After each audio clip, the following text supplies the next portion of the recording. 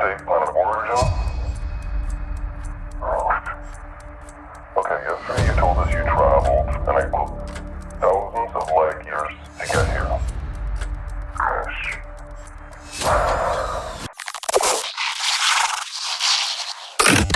In the vast expanse of our universe, countless enigmas continue to captivate and bewilder humanity. Among these mysteries, one stands out in its otherworldly allure, the phenomenon of unidentified flying objects, or UFOs.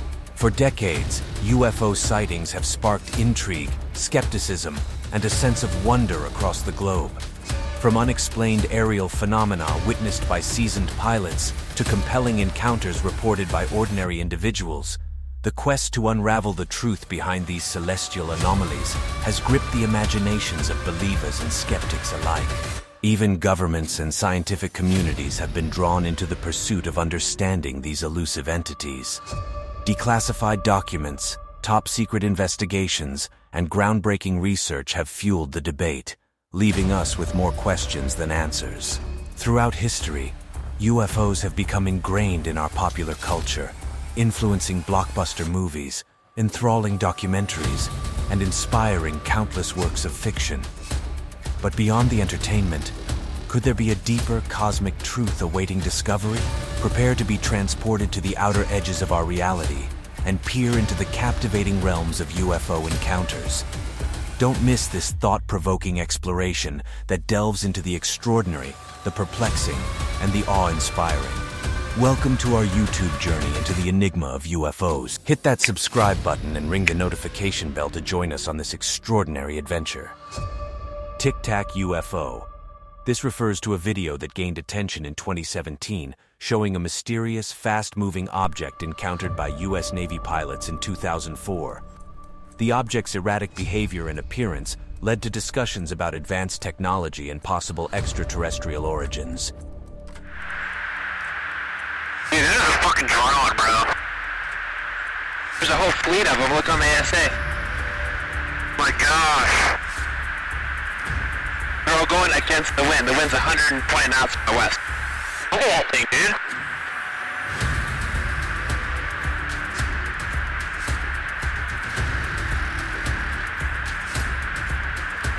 That's not our LNS though, is it? It's not. That is an LNS, dude. Well, if there's like... Look at that thing. It's rotating.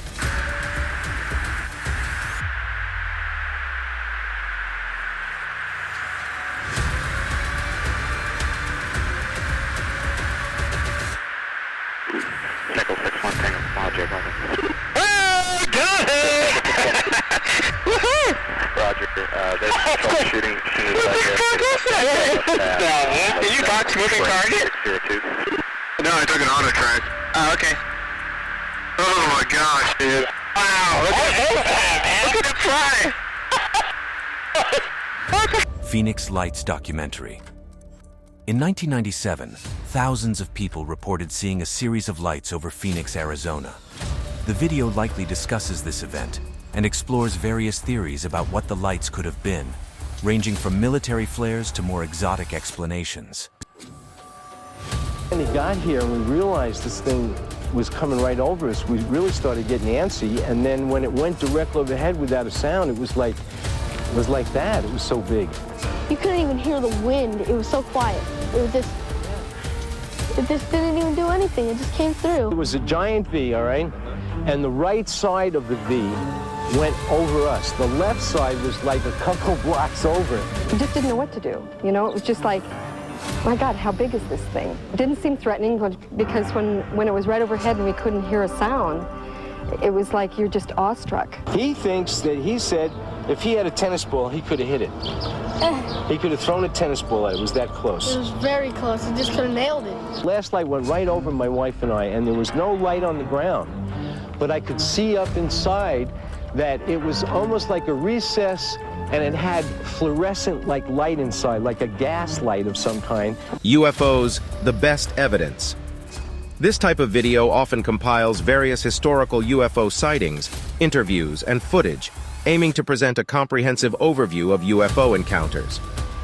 More than 20 million Americans say they have seen an unidentified flying object.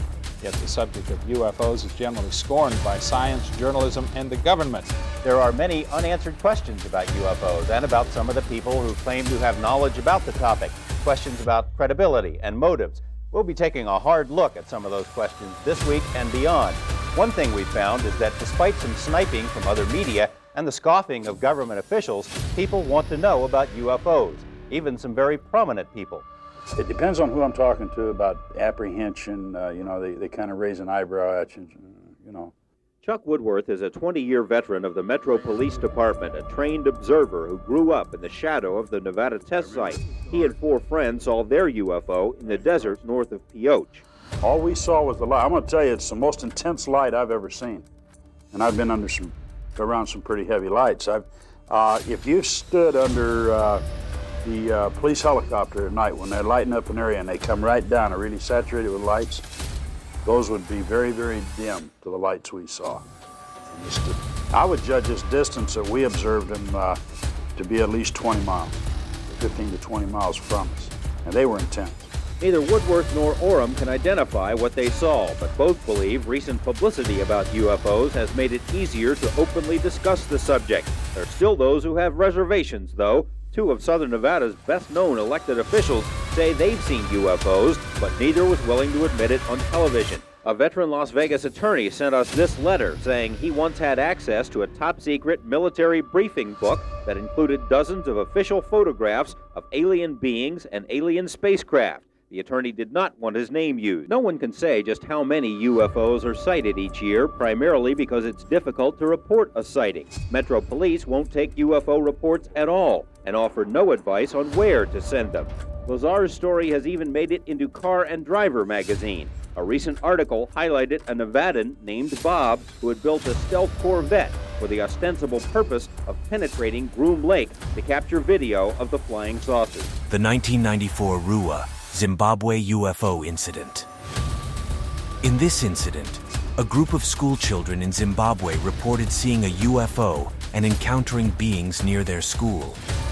The video might discuss the accounts and implications of this unusual sighting.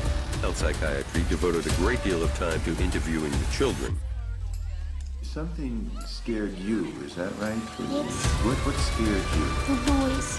What noise? The noise that we heard in the air. You heard a noise in the Yes. air? What was it like?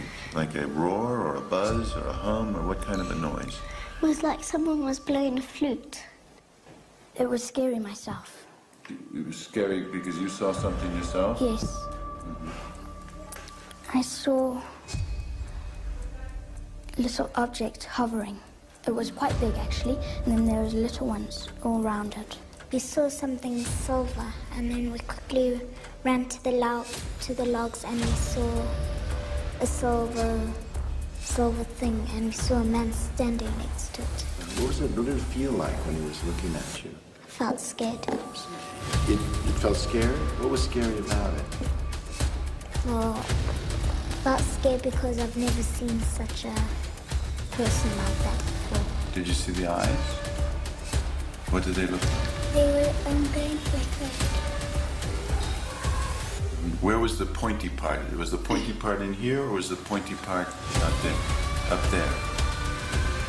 And what was the feeling when you looked at the eyes? It was scary. Mm-hmm. And what scary? Why? What made it scary? The eyes looked evil. Evil. Mm-hmm. And what was evil about them? Say what you mean by evil.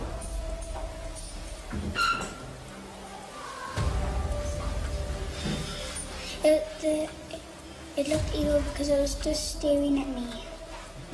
With what? Staring at you as if what? As if to do what? As if it wanted to come and take us. As if it wanted to come and take you. That was the feeling you got? That it wanted you to go with it? Did you feel like you wanted to go with it? No. Did you feel, what was the effect on you when you felt it wanted to have you go with it? What happened? I just walked away and I started crying. The 1976 Tehran UFO incident occurred on September 19, 1976, when Iranian fighter jets were sent to intercept an unidentified object over Tehran. The object disabled the jet's electronics, causing communication and navigation failures before departing.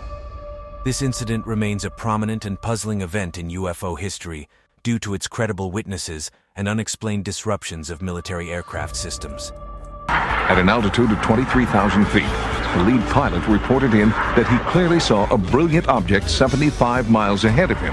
His actual radio transmissions are heard here publicly for the first time outside Iran.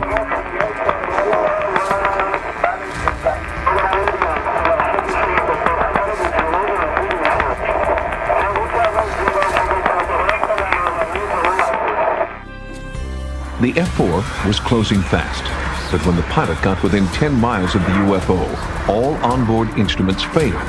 The F-4 retreated and then came in for a second pass. Again, the instruments failed.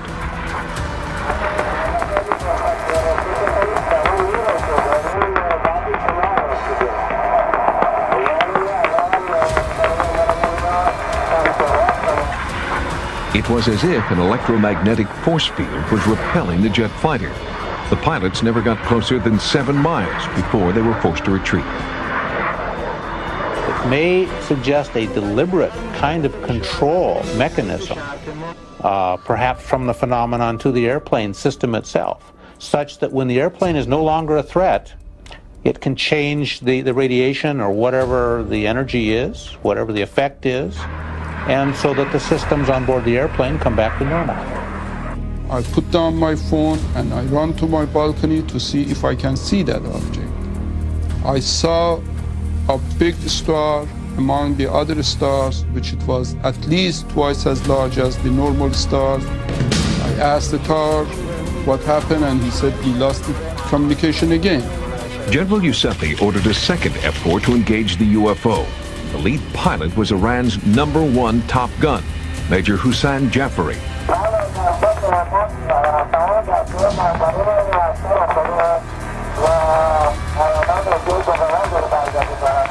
It was around 12 miles. We lost communication, and I heard nothing from the pilots. So I was so scared what's going to happen and what happened to the pilots. When the F-4 retreated, communication was inexplicably restored. So I asked from the tower controller to tell them to continue their mission and see if they can get more information from the lineup. Then Major Jafari nervously reported that a smaller UFO had emerged from the larger one and was trying to engage him. And it was coming toward them. They tried to shut him down. When they squeezed the trigger, it didn't work, and the trigger was inoperative.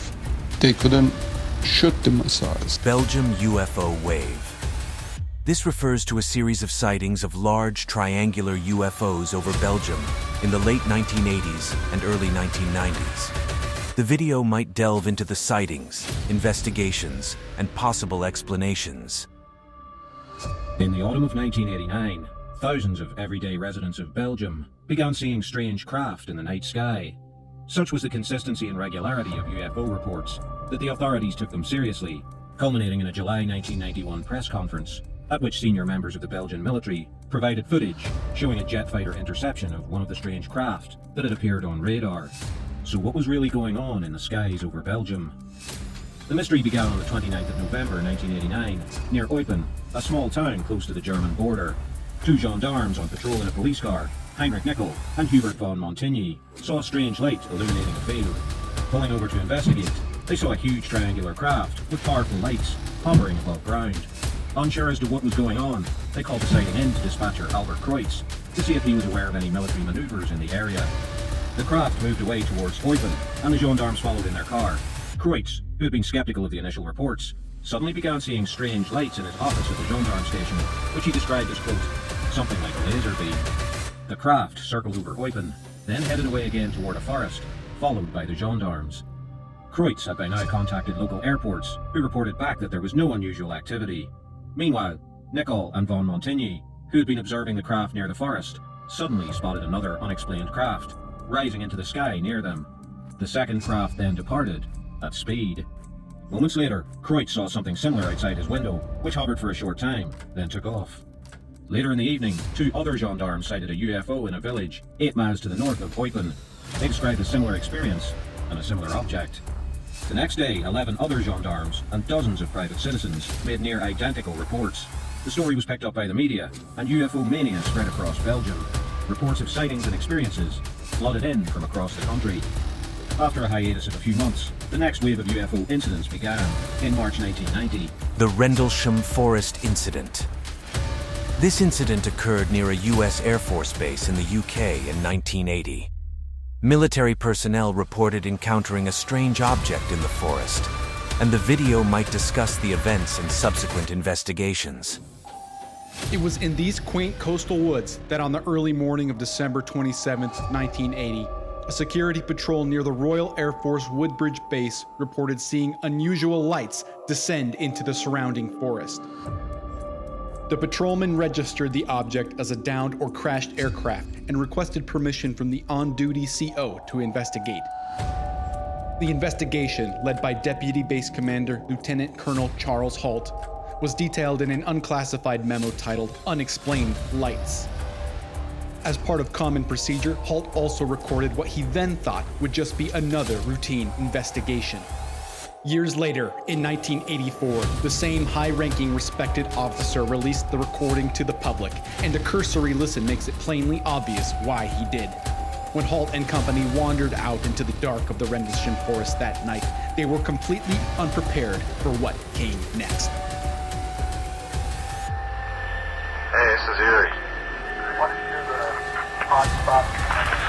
This is strange. Halt and co. first stumbled upon what they describe as a landing site. Each one of these trees is facing at the west, what we assume is a landing site, all having a bridge and facing in the same direction. Lazar, Area 51, and flying saucers. Bob Lazar is a controversial figure who claimed to have worked on reverse engineering extraterrestrial technology at Area 51.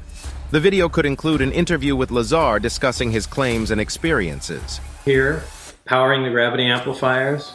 Gravity amplifiers output goes into the gravity emitters at the bottom, and the resulting gravity beam or anti-gravity wave can be pretty much put anywhere you want to. Now, I had access and was permitted to view and look at the operation of this main level with the gravity amplifiers and the level below. The Disclosure Project. This press conference, organized by Dr. Stephen Greer, featured military personnel, government officials, and other witnesses sharing their accounts of UFO encounters. The video might present testimonies and discussions from the event. Generation should come out first. This hybrid aerospace underwater craft is able to basically generate an electromagnetic field. It is President Trump's belief that the United States must remain as dominant in space as we are on land and sea and the air. And your charge is to see to that mission with the United States Space Force. I mean, there were 3 people on my team assassinated, and I was almost killed. With a lot of people that would like to know what's going on. It's a matter of national security.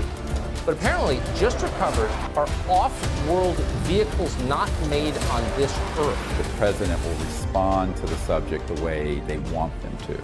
There's a black box with all the technology that would give us a civilization that's sustainable, peaceful, etc., and that's been around for decades. Everybody's asking the biggest question in the world. Are we alone? Look, it's holding, it's just stalled out there. The narrative that's being launched, which is a false narrative, is that we're not alone and that those civilizations are a threat. The problem is that the public has to be informed and involved. The description contains links to all the videos for your viewing. Due to their extended duration, we've distributed them across separate clips rather than consolidating them into one. Thank you for watching. Do not forget to support us by pressing the like and follow button so that we can continue.